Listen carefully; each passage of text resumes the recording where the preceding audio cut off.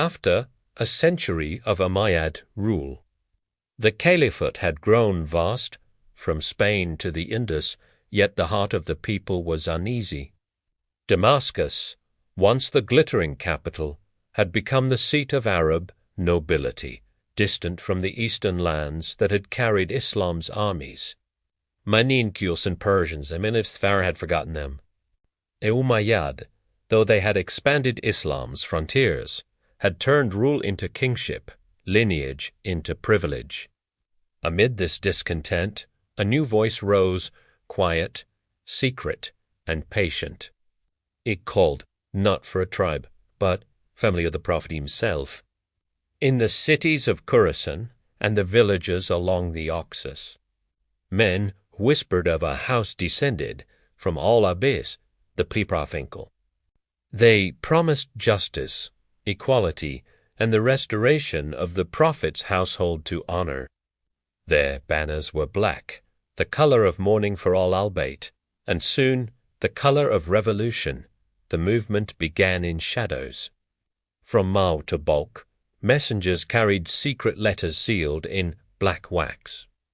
The Umayyad spies hunted them, yet the call spread.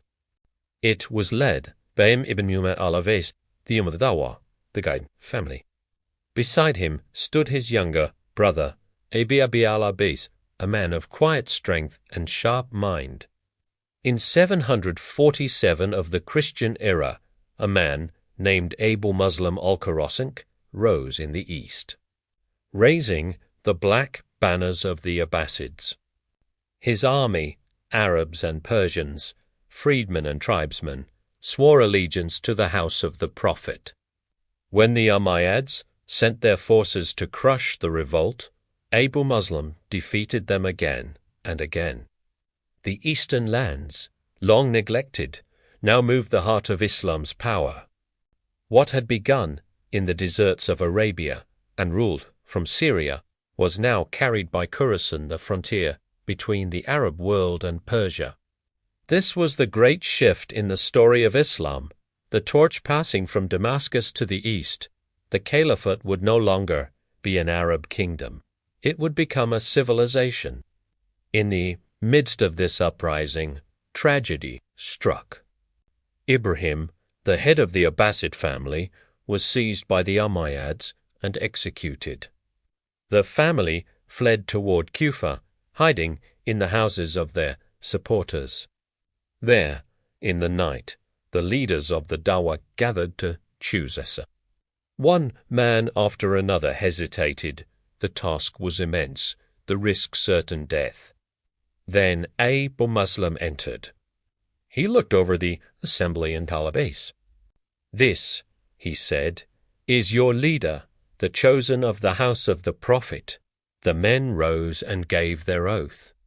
And with that moment, al-ʿAbbās became the first caliph.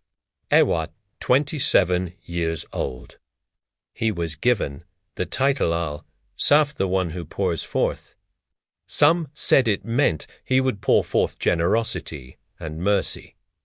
Others said he would pour forth blood in vengeance for the wrongs done to the Prophet's family. Both would prove true. In 750, the armies of the Abbasids met the Umayyads on the banks of the great Zob River in northern Iraq. The Umayyads, proud and battle-hardened, marched from Damascus with banners of white. The Abbasids, fierce and unyielding, advanced from the east beneath banners of black. The clash shook the plain, horse against horse, brother against brother. When the battle ended, the Umayyad army was broken, their caliph, Marwan II, slain as he fled south. The Umayyad dynasty, which had ruled for 90 years, was over. In its place rose a new order, the Abbasids. The banners of the east had conquered the west, and the heart of Islam, once beating in Damascus, now shifted toward the crossroads of the Arab hills. Assez bien Sidlino leikabeshid people. There, in the mosque, he mounted the pulpit for his first address as caliph. His words echoed through history, "Praise be to Allah, who has removed oppression from this Ummah through us, and clothed it in justice through our rule. We are the household of mercy, the tree of prophethood, the source of knowledge, and the dwelling of revelation. The crowd wept. For many, this was not merely a political victory, it was the return of legitimacy, of faith guiding power. But the new caliph knew that mercy alone would not secure his throne.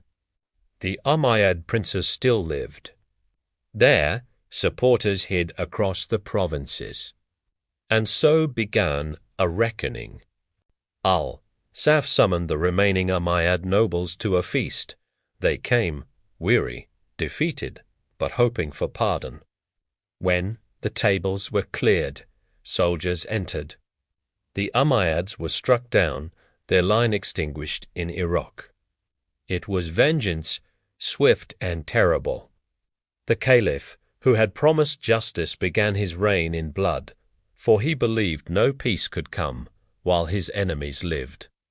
The poets said, "He poured forth blood as one pours water," but his followers saw another side, a man who gave wealth to the poor, food to the hungry, and honor to those who had struggled for the cause.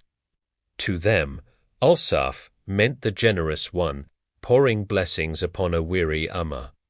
From Kufa, he ruled wisely, though briefly. He appointed his brother al-Mansur as heir and charged him to strengthen the state. The capital remained in Kufa, but the pulse of the empire now beat through Khurāsān and Iraq. Persian administrators filled the court. Arab warriors stood beside them. Islam's leadership had become broader, more universal. The new Abbasid vision fused Arab spirit with Persian discipline, faith with learning, sword with pen. This was the foundation of a new Islamic civilization, one that would soon colors, poets measure, assez bien asidlino leikabe for years.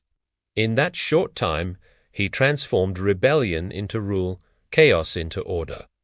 He died in 754, young but triumphant.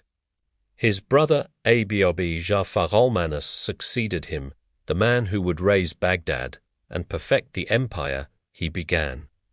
Al-Saffāḥ's reign was like the breaking of dawn, fierce, brief, and full of promise. From the deserts of Syria to the plains of Khurāsān, people spoke of him not merely as the bloodletter, but as the first flame of the Abbasids, the one who lit the torch of a new age for Islam.